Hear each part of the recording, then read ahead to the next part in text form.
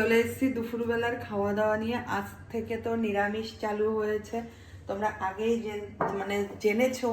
এইবার মেনুতে কি হয়েছে নিরামিষ তোমাদের বলি।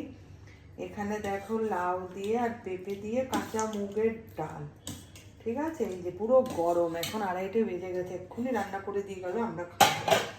আর এখানে রয়েছে থোড়টাকে ও কেটেছে, আমি নুন দিয়ে ভালো করে চটকে একদম মিহি করে দিয়েছি। দেখো আজ হবে থোড় খাওয়ার মতো, নাহলে ও ভালো করে না। এর মধ্যে পনির ভেজে দেওয়া আর মানে তোমার কেমন হয়েছে গোবিন্দভোগ চাল থোড়, ওই যেটাকে পোলাও করে ওই টাইপের করা, ঘি গরম মশলা লাস্টে দিয়ে। আর এখানে রয়েছে দেখো ঝিঙে পোস্ত।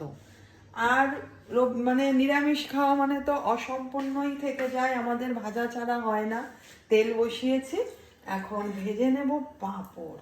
কেননা এত কিছু বললে আবার ওদের আইটেম বেড়ে যাবে, এত কিছু যদি আমি করতে বলি, তাই পাঁপড় ভাজাটা আমিই ভেজে নিচ্ছি। চলো, কোনো ব্যাপার না।